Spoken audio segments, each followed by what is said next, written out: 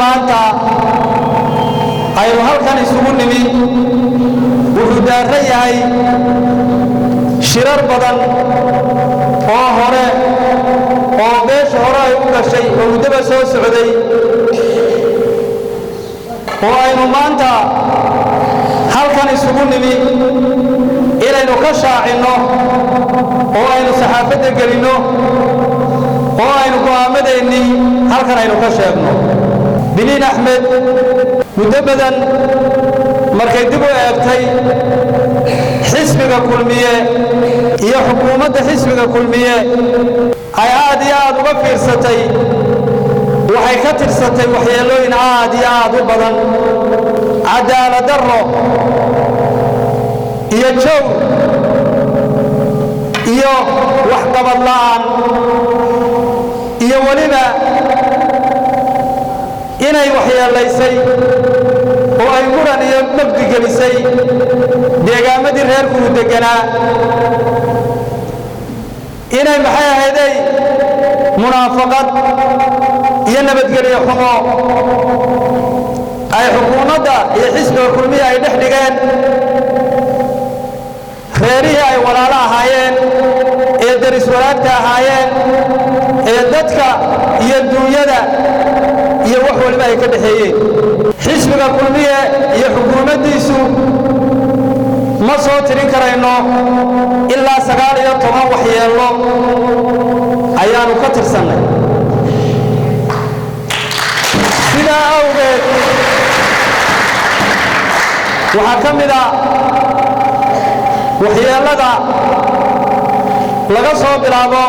baarlamaankii dhacay waxaa ka mid ah waxyeellada deegaanka ee deegaanka la yidhaahdo ballidiiriye waxaa ka mid ah munaafaqadaynta iyo iskudirka beelaha ay ka dhex shaqaysay tuulada gugurlibaax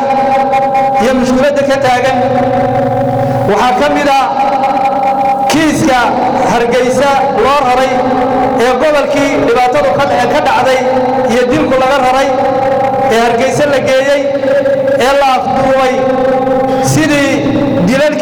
sidii maxay ahayd dhibaatooyinka argagixisada oo kale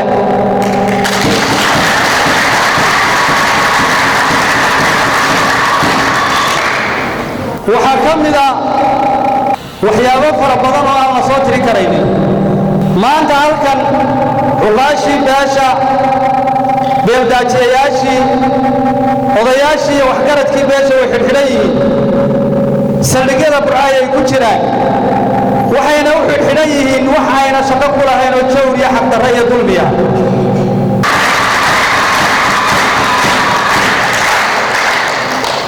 waa arrin aanu aad iyo aad u cambaaraynayno waxaanu cambaaraynaynaa oo aanu ka xunnahay dadka jeelasha ku dhammaaday ee beesha ka mid ah waa waxyeelooyinka aan laga soo qaban karaynin haddii aanu maantaba tirinno waxaanu aad iyo aad u cambaaraynaynaa guddoomiyaha maxkamadda gobolka hargeysa maroodi jeex oo ku kacay cadaalad darro iyo jow kiiskii burco laga afduubay ee gacanta loo geliyey waxaa kalaanu cambaaraynaynaa oo aanu ka boodsannahay oo beeshu ay qaadan kari weyday xukuumadda madaxtooyada somalilan ee faraha kula jirta kiisaska caadiga ah ee dalka ka dhaca kiis ka mid a ayaanu aad iyo aad iyo aad u cambaaraynaynaa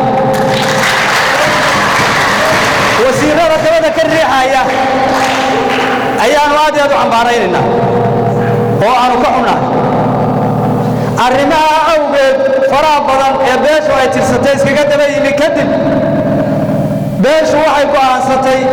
waxay guddoonsatay inay ka guurto ama kalsoonida ay kala noqoto xisbiga kulmiye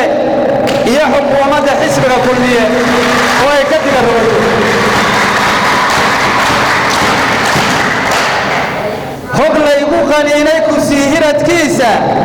waxaa ka hagaagsan anoo ka hagaaga hog laygu qaniinay ku sii hiradkiisa waxaa ka hagaagsan anoo ka huleela xisbiga kulmiye iyo xukuumaddiisu marka ay noqdeen dulin iyo kudkude iyo gafane iyo wax la mida beeshu way ka diga rogotay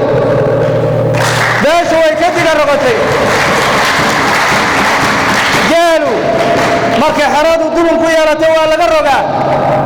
beeshana xisbigu markuu dulun ka yeesho waa laga raraa beeshu waa hayaan saakoo waa geedi way ka guurtay way ka diga rogotay maanta oo ay taariikhdu tahay waxay ka guurtay beeshu ay ka diga rogotay xisbiga kulmiye iyo xukuumaddiisa kalsoonidiina waa kala noqotay waxaana kaloo digniin ka bixinaynaa dadka burco dembiga ku galay ee laga raray hargeysa la geeyey ee laga raray madheere la geeyey ee maanta boorama la sii wado jeelka la doonaya in laga saaro oo madaxtooyadu doonaysa inay fakiso dibadda u dhoofiso digniin adag baanu ka bixinaynaa waxaanu leenahay waa beelihii laysku diraayo waa nabadgelyo darro ay xukuumaddu ka shaqaynayso waa ammaan darrada iyo cadaalad darrada ay waddo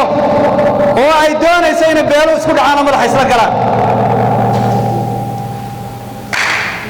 arrintaana digniin adag baanu ka bixinaynaa go'aanku wuxuu yahay iyo gebagabadu xukunka ka dhacay maxkamadda hargeysa waa xukun baadila waa xukun nin aan ug lahayn kiisaska waddanka ka jira iyo xeerarka waddanka ka jira iyo sharaacada islaamka marka hore midnaba aan aqoonin waa nin andareeja oo aqoontii experience-kii loo baahnaa aanu lahayn inuu kiiskaa ku qaado intaa waliba waxa uu dheer gacan duleed oo ku cadaadisay inuu cadaalad u egaysiiyo oo uu ku dhaqaaqo dabada waliba laga riixayay weeye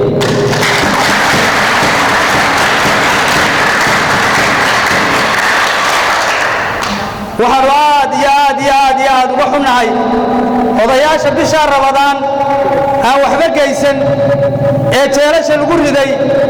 ee waxyaabaha khaldan loo xidhay aad baan uga xunnahay waxaanu aad uga xunnahay beelaha walaalaha ee dariska ee isku noolka ee munaafaqada laga dhex wado xukuumaddu ka dhex wado ee isku dirayso aad baan uga xunnahay mar labaad iyo mar saddexaadba waxaan ku celinaynaa inaanu xukuumaddana kalsoonidii kala noqonnay